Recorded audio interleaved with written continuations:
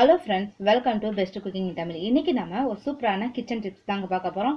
என்னன்னு பாத்தீங்கன்னா நம்ம நார்மலா எலுமிச்சம்பழம் எல்லாத்துக்குமே நம்ம யூஸ் பண்ணுவோம். சோ அந்த எலுமிச்சம்பழம் நமக்கு ரொம்ப நாள் கெடாம இருக்கணும்னா என்னெல்லாம் பண்ணலாம் அப்படிங்கறத இன்னைக்கு நம்ம பார்க்க போறோம். வாங்க.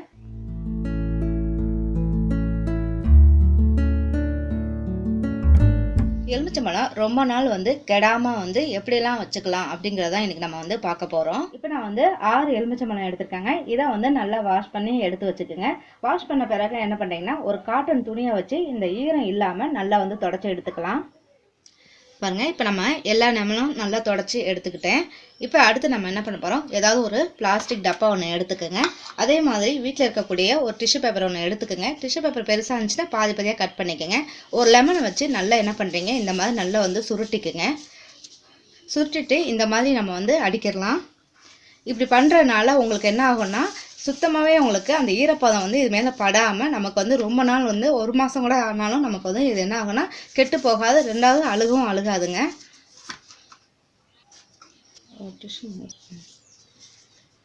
ஸோ எல்லாம் வச்ச பிறகு நம்ம இதை மூடி போட்டு மூடிட்டு இதை நீங்கள் ஃப்ரிட்ஜில் வச்சாலும் உங்களுக்கு கெட்டே போகாது. இப்போ நம்ம ஒரு டிப்பு டிஷ்யூ பேப்பரில் சுற்றி வச்சதை பார்த்தோம். நெக்ஸ்ட்டு நான் 6 லெமன் ஒன்று எடுத்து வச்சுருக்கேங்க ஒரு பவுலில். இதை என்ன பண்ண போகிறேன்னா ஒரு டிஃபன் பாக்ஸில் போட்டுடலாம். இப்போ என்கிட்ட 6 லெமன் தான் இருக்குது. ஸோ நான் 6 லெமனும் போட்டுறேன். உங்களுக்கு நிறைய இருந்துச்சுன்னா நீங்கள் இன்னும் பெரிய டிஃபன் பாக்ஸில் போட்டுக்கலாம். இதில் 1 டீஸ்பூன் அளவுக்கு தேங்காய் எண்ணெயை இதில் ஆட் பண்ணிக்கோங்க. ஸோ நமக்கு அந்த லெமனில் படணும் தேங்காய் எண்ணெய். இதை போட்டுட்டு ஒரு மூடியை போட்டு மூடிட்டு லைட்டாக குளிக்கிருங்க. ஏன்னா அந்த இது எல்லாமே நமக்கு என்ன ஆகும்னா தேங்காய் எண்ணெய் கோட்டிங் நம்ம லெமன் ஃபுல்லாக படணும்.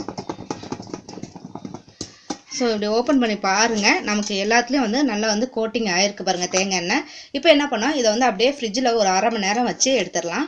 பாருங்கள், இப்போ நம்ம 1/2 hour ஃப்ரிட்ஜில் வச்சு நான் எடுத்துட்டேன். எடுக்கும்போது நமக்கு தெரியும் அந்த லெமனோடைய நம்ம மேலே அந்த கோட்டிங், அதாவது தேங்காய் எண்ணெய் உங்களுக்கு என்ன ஆகும்னா அது லெமன் ஃபுல்லாக மேலே அப்படியே படிஞ்சு ஒரு மாதிரி வெள்ளையாக இருக்கும் பாருங்கள். இது அப்படியே இருந்துச்சுன்னா உங்களுக்கு எப்போவுமே கெட்டு போகாது. நம்ம எப்போல்லாம் வேணும் யூஸ் பண்ணுறோமோ அப்போ நீங்கள் என்ன பண்ணுறீங்க, எடுத்துட்டு இது ஒரு டிஷ்யூ பேப்பரை வச்சு மேலே அந்த ஆயிலை மட்டும் நம்ம என்ன பண்ணுறோம் தொடச்சி அப்படியே எடுத்துக்கலாம். எடுத்துட்டு அதுக்கப்புறம் நீங்கள் கட் பண்ணிவிட்டு நீங்கள் எதுக்கு வேணால் நீங்கள் யூஸ் பண்ணிக்கலாங்க. ரொம்ப நாள் ஆனாலும் இது கெட்டு போகாது, இது அப்படியே இருக்கும். ஸோ இந்த டிப் உங்களுக்கு ரொம்பவே பிடிச்சிருக்கும். ஸோ அடுத்து என்ன டிப்னா, அடுத்து நான் 2 லெமன் எடுத்து வச்சுருக்கேங்க. இந்த லெமன் எனக்கு ஒன் சைடு ரொம்ப அழுகிருச்சு. ஸோ இந்த மாதிரி அழுகிச்சுன்னா நீங்கள் தூக்கி வீச வேணாம். இது என்ன பண்ணுறீங்கன்னா நமக்கு எந்த பக்கம் அழுகிருக்கோ அந்த சைடு மட்டும் நம்ம என்ன பண்ணலாம், கத்தி வச்சு கட் பண்ணி எடுத்துடுங்க.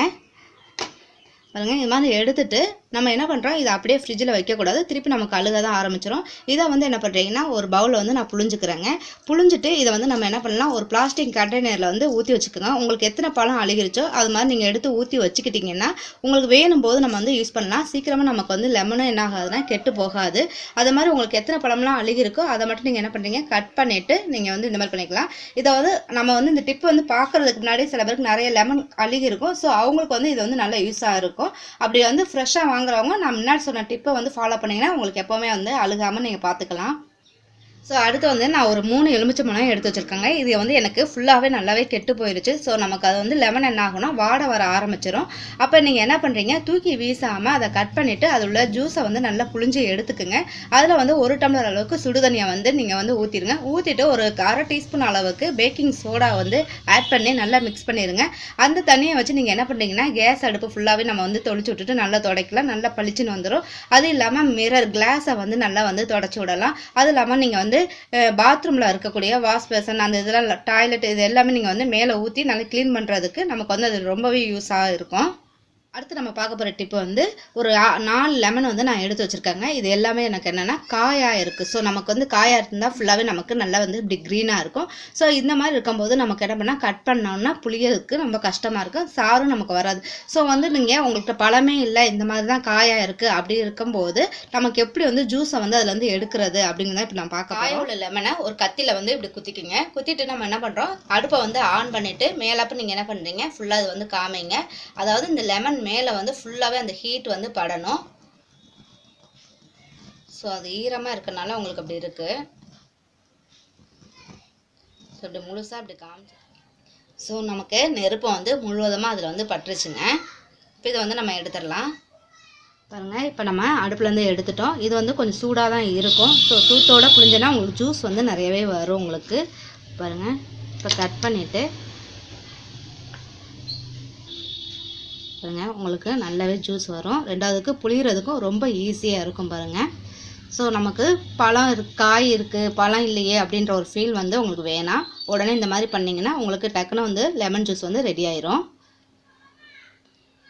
ஸோ இது மாதிரி பண்ணிவிட்டு உங்களுக்கு தேவையான போது நீங்கள் அதை வந்து யூஸ் பண்ணிக்கலாம். இல்லை இன்ஸ்டண்ட்டாக உங்களுக்கு என்ன செய்யணுமோ அப்போதைக்கு நீங்கள் இதை எடுத்து வந்து யூஸ் பண்ணிக்கலாம். ஸோ லெமன் வச்சு நம்ம அதிகமான அதாவது நிறைய டிப்ஸ் வந்து நம்ம பார்த்துக்கோங்க. இந்த டிப்ஸ் எல்லாமே உங்களுக்கு நல்லா பயனுள்ளதாக இருக்கும்னு நினைக்கிறேன். கண்டிப்பாக உங்களுக்கு பயனுள்ளதாக இருந்துச்சுன்னா உங்கள் கமெண்ட் பாக்ஸில் தெரிவிங்க. லைக் பண்ணுங்கள், ஷேர் பண்ணுங்கள், மறக்காமல் சப்ஸ்கிரைப் பண்ணுங்கள். தேங்க்யூ.